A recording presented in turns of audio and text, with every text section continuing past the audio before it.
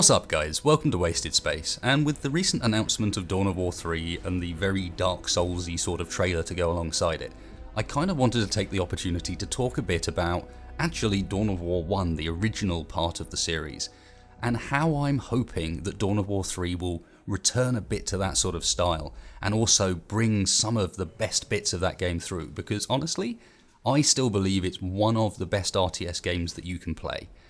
So I should probably explain first a little bit of the relationship with the games, and that is that Dawn of War, the original, came out in my teens, and I was a pretty avid gamer at the time, and really excited about that sort of prospect. I loved Command & Conquer, those sort of styles of games. I was very much into Warcraft 2, Warcraft 3, and so Dawn of War was the perfect title for me, pretty much. I'd also grown up with Warhammer, although I will have mentioned now, I'm not one of these big lore guys, so if I get bits and bobs wrong, I apologise. But I grew up with Warhammer models, tabletop gaming, and so the whole thing really appealed to me. And then Dawn of War 1 has stuck with me big style. Keep going back to it. The fact that it's been expanded, I think it's got 5 or 6 expansions now, and they're proper expansions, adding in multiple new races and new units for the old ones and so on, means that we still go back to it. So, to put that in perspective, last weekend, in fact, I spent probably 24 to 26 hours playing just Dawn of War, the original. We were playing Soulstorm, which was the latest of the expansions. But we had a bit of a reunion LAN party at my place to play games like Dawn of War, like we did back in the day. And I can certainly say LAN parties are still great fun, by the way. They haven't got old. But anyway, this all means that I've got a pretty strong attachment to the Dawn of War series, and in particular the first one. I did enjoy the second one, but I felt it was kind of focusing in a slightly different way to the original, and going in a direction that a lot of RTSs were going at the time, more about individual unit control, more about heroes, less about the standard base building aspects. So, while there are bits of Dawn of War 2 I really enjoyed, I never found it quite as good as the original. So what do we know about Dawn of War 3? And the first thing I can say, fortunately, from my perspective at least, I know there are some people out there that will disagree with this, it does seem to be returning to the Dawn of War 1 style. We're going to get 3 races on launch, the Space Marines, the Eldar, and the Orcs, and the storyline is all about trying to capture some alien weaponry that's been found on a planet. And all of this information is from a PC Gamer article that was released alongside the announcement trailer. So it's a little bit thin on the ground, we don't have that much to go by. But basically what we're being told is that this is going to be those same big scale battles that we got from Dawn of War 1, rather than the smaller battles with troop experience and so on like Dawn of War 2 was. So lots of units on the battlefield at once, but still with, as far as I can tell, a nice element of that micromanagement. So the elements that were brought in from Dawn of War 2 to do with how units level up and characters have a lot of abilities and squads have a lot of abilities and customization, some of that seems to be staying as well, because at least in the single player campaign you can collect elite units, which are these sort of big units you can select 3 of per battle. Like you have 3 elite unit slots, and those elite units can be leveled up and customized, and there's a whole bunch of them that you can collect to try and sort of change how your game plays tactically. And these are in addition to what you would normally have on the battlefield, so these are some really special things. Now, one prime example, and it's in the trailer of course, are the Titan units. These are elite units on top of your standard, I think they're referred to as line units in Dawn of War. Now, the really important thing for me from Dawn of War 1 that was missing in Dawn of War 2 was proper base building. Again, I know some people don't like this element of RTS, and there are plenty of decent RTSs out there, and fun RTSs that don't include any form of base building whatsoever. But for me, and perhaps this is because I grew up with this sort of style of game, I grew up with the Command & Conquers and the Dune 2s and things like that, I love base building games. I love those games that have that element as well. I can't honestly tell you what it is about the gameplay style I enjoy. I think it's the fact that there's always this weak point, there is always an obvious place that is capable of being threatened, and it's a big deal. So you can never sort of form quite so much of a strict line, there's never quite so much of these pitched battles, because at any time you've always got that option round the back to go and dive someone's base, or just be doing something a bit more sneaky. Now, of course, this is my uneducated opinion, I'm not the world's biggest RTS gamer, so I'm sure these tactics exist in other games as well. It just seems so obvious when you've got a base there, and thus it's quite accessible. Now, accessibility is going to be one of the big deals, and it's one of the things they're making quite a big deal of. Whether this is a concern or not, I'm not sure yet, because it's hard to tell without seeing more. But there's talk of how some of the actual grainy detail, when you zoom right in, some of that level of stuff has been actually removed and simplified, with the idea that it makes the battles overall more easy to understand, which is important when you've got these big clashes going on. You need to be able to pick up on visual cues really well. But it could potentially go a bit too far. There was something very nice about the level of detail you got, even in the original. Playing it this weekend, I didn't feel like I was playing a really old game. It didn't look so undetailed as I was like, wow, this looks horrible. Well, at least the gameplay's good. It actually looked alright, and I think partly that's because it was so detailed for its time that now it's standing up very well.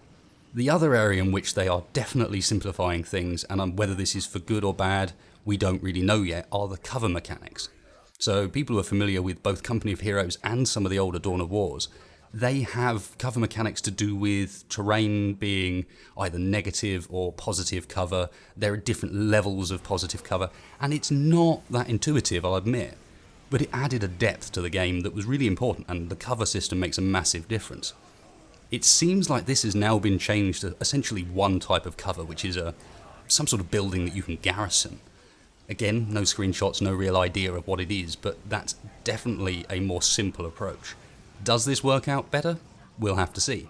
So there can be plenty of conjecture about ways the game could go and things that it could do and how some of these systems could work. The final thing I'd kind of like to talk about is some of the things I'd actually like to see from it. Some of the bits that I think they've done well in the past that should continue, or some of the bits that perhaps they've missed out on.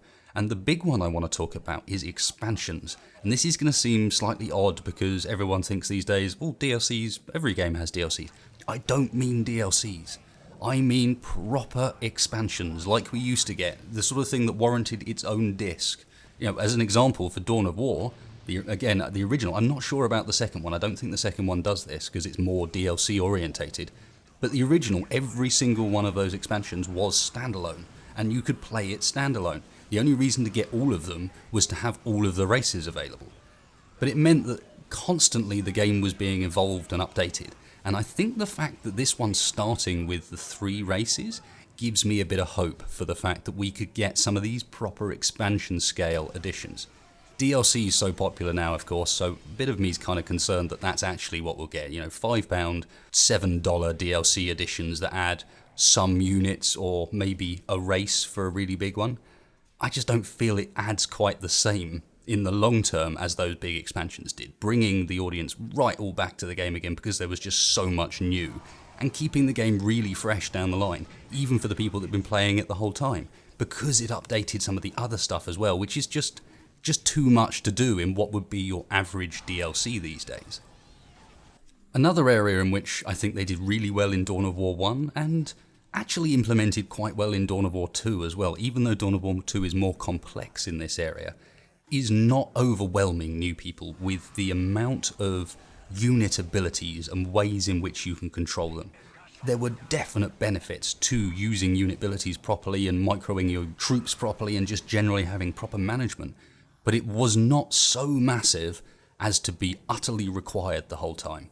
And this actually kind of ties back into a potential negative, a thing that I'm worried about, and that's esports. And this is going to sound really weird, and some people will hate that I'm saying this, but for me, StarCraft 2 was kind of ruined by the fact that it was being geared and aimed the whole time towards becoming a competitive game, which meant you had to keep everything not only very balanced, or attempted to be balanced at least, let's not argue about whether or not it is balanced, but that was kind of the goal, but also there had to be a lot of different options and flexibility and ways in which you could influence things to mean that when you get 2 very high-skilled players playing against each other, they still have some influence on the battle. They're not locked in a deadmate because everybody can do it perfectly because it's a relatively simplistic title. That's not to say Dawn of War was simplistic, but I don't feel it ever went as far as something like StarCraft 2 did in the pursuit of trying to become something that was a super competitive title. I hope Dawn of War tries to avoid that and sticks with what it's done so far, which is to produce some really good fun multiplayer that is for the most part balanced, but at the same time is nice and accessible, and it's very easy for you to set your own goals, very easy for you to set up games that you feel comfortable with, and doesn't worry too much about rankings and matchmaking systems and things like that, because from my perspective, that honestly puts me off. The most fun I have in these games are with friends, or often playing co-op against the AI. Again, another area in which Dawn of War was pretty good. It had a decent... The AI itself was a bit thick at times, but it had a decent system for doing so. The last one I'll throw out there as I hope it's there, but I'm not sure it will be, because it seems to be becoming less and less common these days for some reason, is a map editor. A way of making your own maps for the games. There are so many recent RTSs I can think of that for some reason have just blocked that off as an option. I'm specifically thinking of some of the stuff in the War Games series, for example, or Ruse, where I feel like they blocked themselves off from longevity just by saying, no, these are the maps you're getting, and these are the maps you're getting. That's it. Goodbye. That's a weird approach, and I think it's actually becoming more common for some reason. I don't really know why. But anyway, let's see a map editor. That would be awesome. So, to finish up, because I've been rambling about this for like 13 minutes now, and that's probably quite enough random ramble from me. I love the original game. It remains worthwhile playing for like 25 hours straight over a weekend, match on match on match, as you've seen in the background here, because it is still legitimately good fun. The only thing we had to do to make that legitimately good fun was install a zoom mod, and that's more because the resolution of screens has changed so much that it actually feels too packed in otherwise. This is 12 years down the line, we're still playing it. There was a guy here who was 18, which means he was 6 when Dawn of War was released, and we're still playing it. Great game.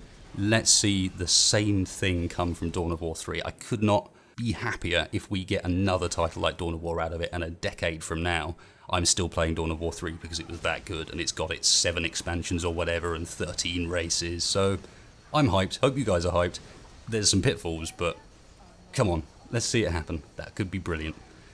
So thanks a lot for watching, guys. Hope you enjoyed this. If you did, please hit like, please hit subscribe. It really helps me and the channel out. And if you didn't, as usual, dislike buttons down below, but please hit me up in the comments as well. Just let me know how I can improve. What didn't you like about this video?